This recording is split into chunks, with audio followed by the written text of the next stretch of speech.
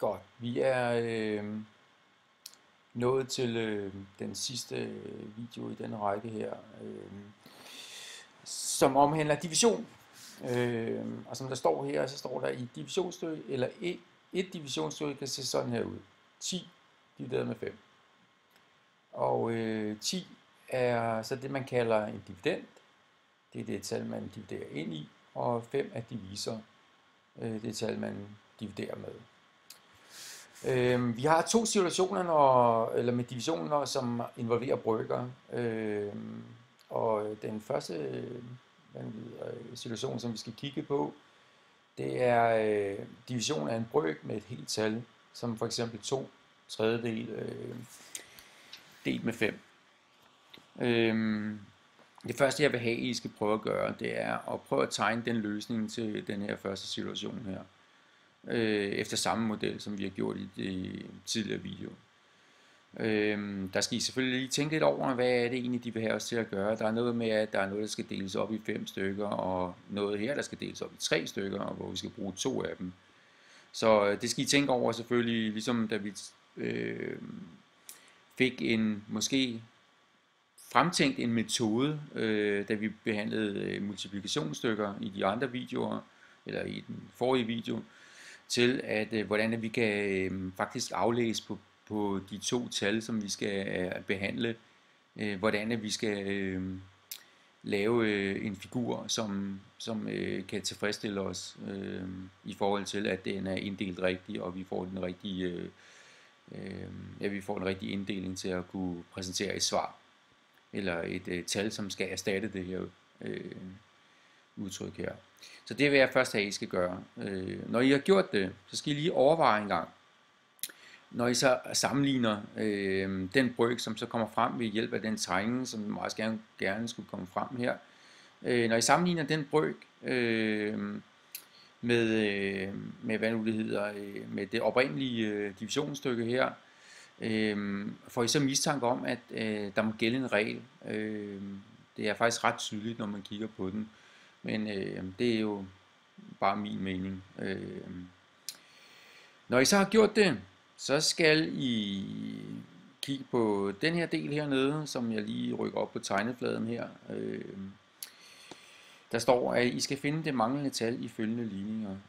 Og i de her ligninger, der betyder krydset her, eller x'et, som man kunne sige det var, det betyder gange. Så det er altså ikke x, I skal mangle, eller I skal finde.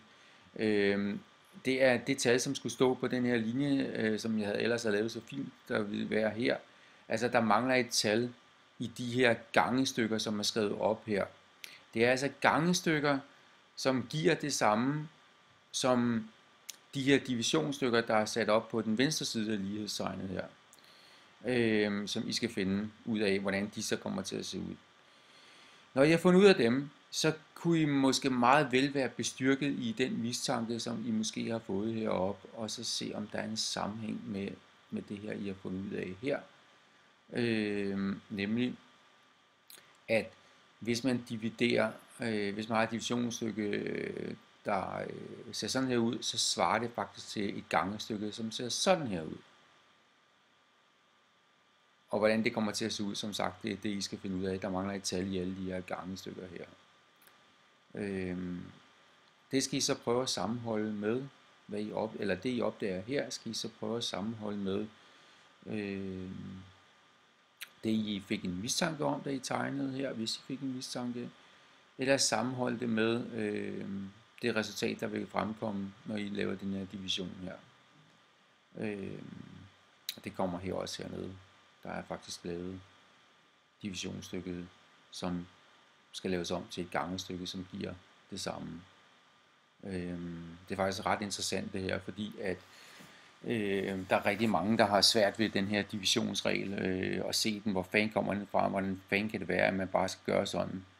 Men det er det, vi er ved at finde ud af her. Som sagt igen, så kommer der ingen løsninger til, at dem skal I selv finde ud af. Og hvis det er, at det ikke er hjælp nok det her, jamen så kalder I bare, og så tager vi det derfra. De her videoer, som sagt, de skal betragtes som et oplæg til, at I selv kan gå i gang med at arbejde. Det er ikke instruktionsvideoer, fordi så kunne I så godt stå og forklare jer løsningerne.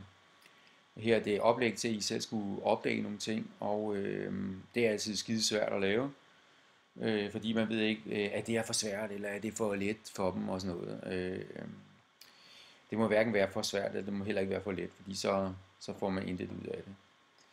Men hellere, at det er for svært, fordi så kan jeg bare spole tilbage, ikke i videoen, men i forhold til, hvordan jeg kan hjælpe jer, og så tage det derfra, end i forhold til, at det er for let, fordi at så er I længere fremme, end de her videoer, de er beregnet til. Men lad os tage det derfra. Når man så har, hvad nu det hedder, når I har fundet ud af de her ting her, jamen så skal vi kigge på det næste, men det tror jeg ikke, jeg tager i videoen her, nemlig hvordan at man så behandler situation nummer 2 heroppe, hvor at divisoren er en brøk også. Men fortvivl ikke hedder det. Bliv ikke bange, fordi at hvis man kan gennemskue det her, hvordan at der er en regel for at klare den her situation her, som I gerne skulle komme frem til ved først at prøve at tegne, og så prøve at sammenligne jeres resultat for jeres tegning med, hvordan det her hænger sammen hernede, jamen så er der ikke lang vej til at kunne det her også. Så, men det tager vi hver især, når vi kommer frem. Der kommer ikke nogen video omkring det. Jeg forestiller ikke den her video her. Så det er det. God fornøjelse med arbejdet.